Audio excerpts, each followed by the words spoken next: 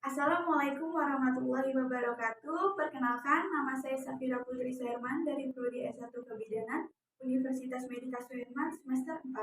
Di sini saya akan melakukan konseling kepada ibu yang akan melakukan persiapan kehamilannya. Berikut adalah videonya. Terima kasih. Pagi Ibu. Pagi Ibu. Perkenalkan, saya Bidan Safira yang berjaga pada pagi hari ini di Klinik Medika. Boleh saya tahu ada apa Ibu ke sini? Jadi Bu, saya mau persiapkan kehamilan. Saya sudah mempersiapkan fisik dan juga ekonomi. Baik, Ibu ingin tahu tentang persiapan apa aja yang dibutuhkan untuk kehamilan ya Bu? Iya. Boleh saya tahu dengan Ibu siapa? Putri, Ibu Putri, umurnya 25 tahun, 25 ya. Tinggalnya di mana Ibu? di Kampung Tanah Baru. Ibu datang sendiri? Ya, Tapi suaminya ada atau ada lagi kerja. Ibu ini pernikahannya udah berapa lama? 4 bulan. 4 bulan Ya. ya. Baik Ibu, selain Ibu harus mempersiapkan fisik dan ekonomi, Ibu juga harus mempersiapkan psikologi Ibu dan keluarga untuk persiapan kehamilan Ibu, Bu.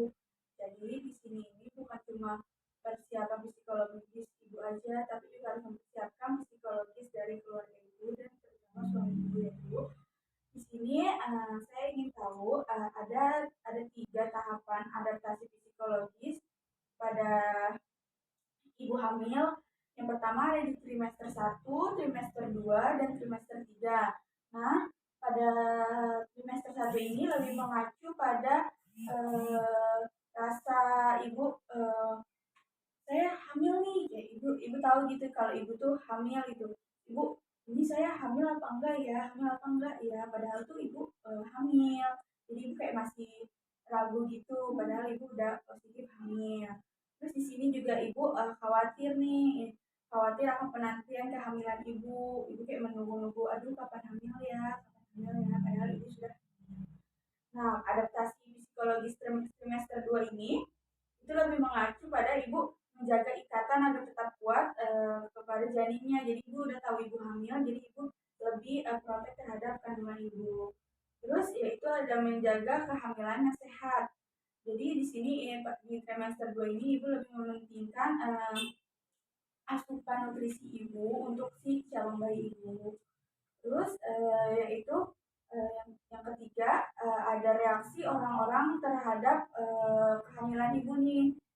Jadi orang-orang tuh tahu kalau ibu tuh sedang hamil, jadi dibantu pekerjaan rumahnya misalkan seperti itu. Terus yang ketiga yaitu ada adaptasi psikologi trimester 3. Di sini ibu ini tidak sabar untuk bertemu dengan anak ibu atau bayi ibu. Terus ini ibu juga khawatir nih akan akan lahir secara tiba-tiba anaknya. Terus yang ketiga yaitu takut bayinya lahir tidak normal, itu wajar. Jadi kan ibu kan selama ini kan anaknya selalu di dalam perut, jadi ibu tuh khawatir ini anaknya lahirnya bagaimana bentuknya seperti itu. Terus ibu eh, juga di sini tuh di trimester 3 ini ibu tuh lebih mempersiapkan apa aja sih yang dibutuhkan anak ibu ketika anak ibu lahir, misalkan baju, pakaian, atau ruangan, atau segala macam perlengkapan bayi. Terus yang terakhir yaitu menduga jenis kelamin anak ibu. Ibu kayak menduga-duga apakah jenis kelaminnya perempuan atau laki-laki. Selain itu juga, ibu harus menjaga mental ibu dalam menghadapi kehamilan ibu. Nah, karena persiapan mental ibu sangat berpengaruh terhadap perkembangan janin ibu. Jadi, ibu harus menyiapkan mental ibu agar anaknya juga sehat, jadi ibu tidak stres. Gitu.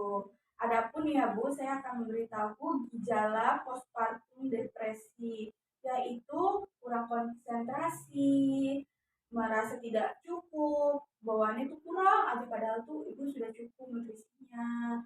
Terus mudah menangis, terus keinginan untuk bunuh diri, terus tidak tertarik pada bayi yang dilahirkan. Jadi ibu tidak punya rasa excited atas kelahiran anak ibu nanti. Terus ibu sering merasa cemas, takut kenapa-napa dengan ibu dan anak nyaman, kayak aduh nggak nyaman nih badan saya begitu. Jadi ini gejala-gejala postpartum depresi yang harus ibu ketahui dan harus ibu hindari. Jika terjadi itu, ibu harus melakukan hal-hal positif lainnya untuk agar ibu tidak stres gitu. Terus ibu juga tahu apa yang harus ibu hadapi dalam kehamilan ini. Nah, ibu kan tadi udah saya beritahu tentang adaptasi-adaptasi psikologis yang akan ibu hadapi saat kehamilan. Dan selain itu juga ibu sudah mempersiapkan fisik ibu, ekonomi ibu, dan juga psikologis ibu kan. Nah, ibu juga harus tahu apa yang harus ibu lakukan nih. Misalkan nih, ibu kan udah alhamdulillah finansialnya sudah tercukupi. Ibu juga harus memeriksa kandungan ibu ke dokter atau ke bidan. Terus ibu juga harus memenuhi kebutuhan gizi ibu agar bayinya sehat, ibunya sehat. Terus juga ibu juga harus meminum banyak vitamin, air putih. Terus ibu juga harus menjaga keadaan psikologis ibu agar tidak stres atau depresi. Nah, dengan ibu melakukan itu, ibu akan lebih siap dalam mempersiapkan kehamilan ibu ya, Bu. Nah, juga ini selain ini, ibu juga harus cari dukungan-dukungan sosial dari orang-orang sekitar ibu. Selama kehamilan, ibu sangat membutuhkan dukungan sosial baik dari suami, kerabat, ataupun keluarga ibu. Nah, jadi fungsinya ibu mencari dukungan sosial itu agar ibu merasa ibu tuh terbantu oleh orang-orang sekitar ibu, misalkan dukungan dari suami, support, terus membantu pekerjaan rumah, misalkan dari keluarga itu membantu ibu, misalkan mengerjakan pekerjaan rumah juga, terus menyemangati ibu, memberitahu tentang kehamilan-kehamilan itu gimana, biar ibu ada dukungan dan motivasi ibu.